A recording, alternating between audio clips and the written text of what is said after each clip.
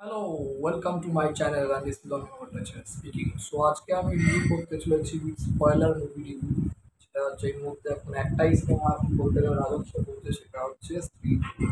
আমি বলেছিলাম আমার একটা এর আগে তোমার স্পয়লার উইদাউট স্পয়লার এক স্ত্রী টু এর মুভি রিভিউ আমি দিয়ে দিয়েছি।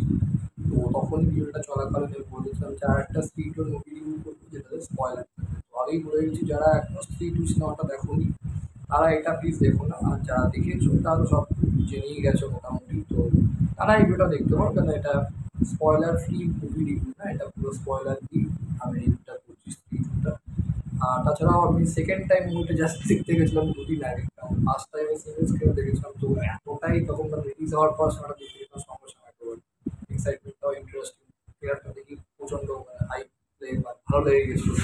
যাবো সঙ্গে সঙ্গে দেখতে লাগলাম। কারণ আমার যে সিনেমাগুলো যদি খুব ভালো লাগে তখন হচ্ছে এক্সাইটমেন্ট এবং সিটি জার্নিসটা তৈরি হয়েছে ফার্স্টই দেখে বলি। তারপর যদি খুব ভালো লাগে প্রথমবার দেখাতে, দেন তারপর আমি তোমার সেই বইটা আর একবার দেখি।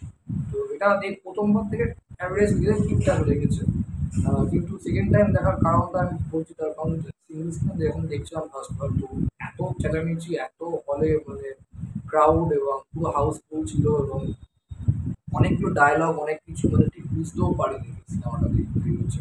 তো সেকেন্ড বার এই জাস্ট রিসেন্টলি একদম মানে একবার এসে দেখে এলাম। তো ফার্স্ট টাইম যে ফিলটা লেগেছে, আমি ফার্স্ট টাইম আমার রিভিউতেও বলেছিলাম যে সিনেমাটা অ্যাভারেজ লেগেছে। তো এখানেও সেটাই বলবে, অ্যাভারেজ লেগেছে। প্লাস এই কারণগুলো বলবো কেন স্পিড টুটা এতটা বক্স অফিস রেসপন্স হলো, এবং তার সাথে সাথে এটাও বলবো যে তোমার এতটা ওয়ার্ক করলো কেন যাতে বলবো। আমি সত্যি কথা বলতে গেলে আমি এই সিনেমাটা ততক্ষণ দেখছিলাম, আমি এতটা বক্স অফিসে হিউজ একটা মানে অ্যামাউন্ট যাকে বলে মানে লাভ করে প্রফিট করে আমি ভাবতে পারি। আমি ভেবেছিলাম সিনেমাটা হিট হবে, ভালো মানে বক্স অফিস কালেকশন করবে, ১০০ কোটির ওপর যাবে, ২০০ কোটির ওপর যাবে, ঠিক আছে, তারপর জিনিসটা থেমে যাবে। মানে এটা সত্যি একটা অ্যাভারেজ সিনেমা। তার বেশি খুব একটা তোমার মানে যে বক্স অফিসে তোমার রেসপন্স করার মতন বা বক্স অফিসে খুব বিগ বাক্স করার মতো একটা বই না, এটা আমার মধ্যে মনে হয়। কিন্তু যেটা হয় কিছু কিছু সিনেমা এমনভাবেই তোমার হয়ে যায় এবং এমনভাবেই তোমার হিট হয়ে যায়, বা কিছু মানে স্টারের মানে বলবো সে কারণেই তোমার ওই বিশাল কারণে একটা তোমার ক্লিক করে যায় বলো সবচেয়ে বড় কথা। এবং ক্লিকটা এমনভাবেই করে যায় সবচেয়ে, তখন একটা হিউজ, তখন সে আমি গ্যারেন্টিও বলতে পারি যে এখনো যা কালেকশন করছে এ মনে হয় না থামবে, কালেকশন করেই যাবে বলে। তো তাই হোক, কারণগুলো পরপর করে আসছি, সেই কারণগুলো দেখে দেখে বলছি যে কেন এতটা বক্স অফিসে রেসপন্স পেলো, আর কারণে সিনেমাটা এতটা হিট হয়ে গেল। তো প্রথমত আহ, আগেই বললাম এটা কিন্তু স্পয়লার দিয়ে মুভি রিভিউটা করছি না, ঠিক আছে? তো যারা এখনই এখনো সেই সিনেমাটা তারা এটা দেখবে না, আর যারা দেখবে তারা দেখতে পারবে, কোনো অসুবিধা নেই। তো চলো শুরু করা যাক ভিডিওটা।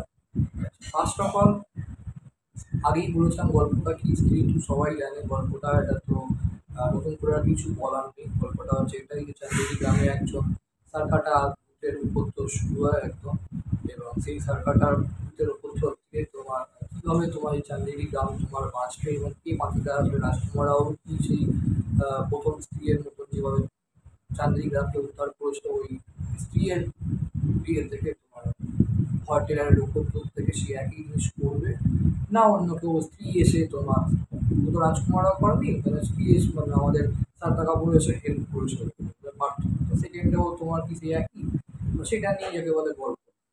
এবার এইটা গল্প ঠিক আছে, এবার মেন আমার কাছে আমি মনে করি এটা সিনেমাটার ফার্স্ট বক্স অফিসে এত হিট হওয়ার কারণ হচ্ছে এই মুভিটার মেন প্লাস পয়েন্টই হচ্ছে আমি বলবো সিকুয়েল অফ স্ত্রী টু, সিকুয়েল অফ 2018 স্ত্রী মুভি।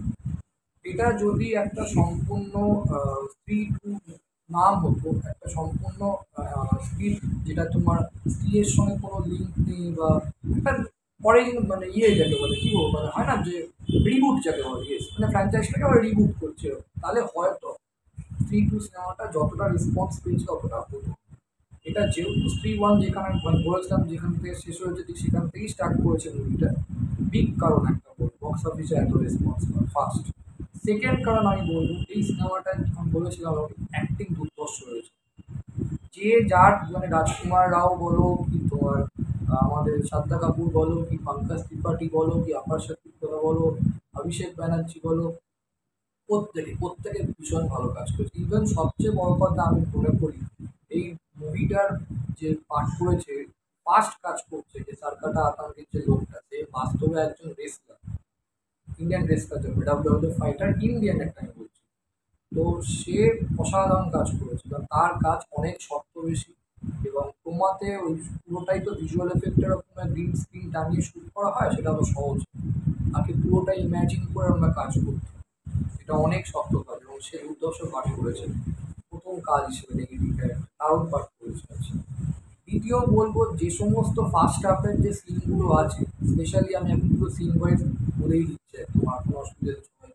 আমি জানি মেজরিটি 70-80% দেখে নেবে, এত কালেকশন অসম্ভব। তো সেটা হচ্ছে প্রথম যে সিনেমাটা যখন শুরু হয়, খুব ভালো সিন, একটা প্রতিটা সিন খুব শেষ করেছে। যখন যাচ্ছে সিনটা শেষ করছে, দেন আর একটা সিন শুরু হলো, চিট্টি যে মেয়েটা আপনার সাথে কোনো গার্লফ্রেন্ড, তাকে ওই যে সিনটা, দারুণ সিনটা, ওই সিনটা রিয়েলি ভয়েস সিন। যে ও রাজকুমার আর লল্লো করে এরকম ভাবে মানে কাম ডাউন গান করছে, আর পাশে সং চিট্টি এরকম গান গায়ে চোখে লড়ি শুয়ে ঘুম পাড়াচ্ছে। আর ঠিক তার পরের সিনে আমরা দেখছি ওই গায়েব করছে মনে সার্কাটা, ওই সিনটা খুব ভয়, রিয়েলি ভালো। আচ্ছা, দেন হচ্ছে তোমার অভিষেক ব্যানার্জি আসার পর জানে কাট দিয়ে আরে তাইয়া, ওই যে সিনটা, এবং আরে যেটা পিছে কোন আর আরে উপর থেকে মুখটা পাশ দিয়ে চুল রদা হতো, মুখটা চলে গেল। আরে মানে ওকে মার কুমি দিয়ে মার, তার মদ, আরে এটা মদ আরো পিনে কা টাইম একে আপা।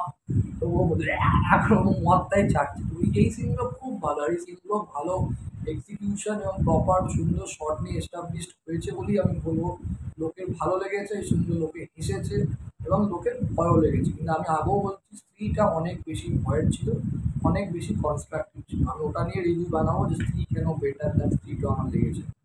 কিন্তু এখানে ওই কমেডি সিনগুলো খুব ভালো জমেছে।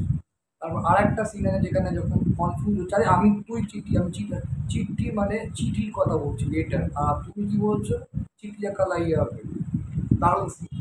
আচ্ছা, দেন হচ্ছে ওই যে এবার আমি স্পয়লারটা বলছি, অক্ষয় কুমারের যে সিন, অক্ষয় কুমারের সিনটা পুরো বোঝা যাচ্ছিল মানে কোনো মানে নেই, যদি ভাই সে একটা গল্প দেখাতাম ওর পূর্বপুরুষই হচ্ছে তোমার সারকা টাকা আতাম, এবং লাস্টে অক্ষয় কুমারকে দেখানো হচ্ছে পোস্ট, এটা ও ওরকম হয়ে যাচ্ছে ওরা স্ত্রী দিতে বিলেনে ফিরে আসবে।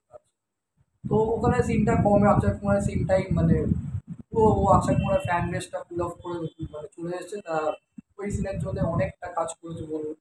এবং দেন ক্লাইম্যাক্সে হচ্ছে আর একটা আমাদের স্পয়লার দিচ্ছে, যেটা হচ্ছে বড়। এখানে আমরা ভেরিয়া সিনেমাটা যারা যারা দেখেছি প্রত্যেকেই লাস্টে সিনটা কি দেখেছি, যেখানে বরুণ ধাওয়ানকে আটকে রেখেছে একটা ঘরের মধ্যে, মাংস এসে দিচ্ছে খাওয়ার জন্য। ওই সিনটাও এখানে দেখানো হয়েছে এবং তারপর বরুণ ধাওয়ান লাস্টে এসে ওকে হেল্প করে, নইলে হেল্প না করলে বাগে পেয়ে গেছে, ও মেরেই ফেলছে একেবারে সাধারণ। তো এরকম হচ্ছে ব্যাপার। এবং আবার ক্লাইম্যাক্সটাও খুব সুন্দর, এখানে সুন্দরভাবে শেষ করে দেখিয়ে দিয়েছে গল্পটা, যে অ্যাকচুয়ালি শ্রদ্ধা কাপুর ক্যারেক্টারটা কী এবং শ্রদ্ধা কাপুর ক্যারেক্টারটা কেন এসছে, কিসের কারণে এসছে। তো এই সিনগুলো খুব ভালো হয়েছে, মিনিংফুল হয়েছে এবং খুব ভ্যালুয়েবল হয়েছে একদম। যার জন্যে কী হয়েছে, এই সিনগুলো এস্টাবলিশড ভালো হয়েছে এবং এই সিনগুলোর মাহাত্ম্যটা অনেক বেড়েছে, তার জন্য লোকে অনেকবার করে দেখেছে, জিনিসটা প্রপারলি মানেটা বোঝা গেছে।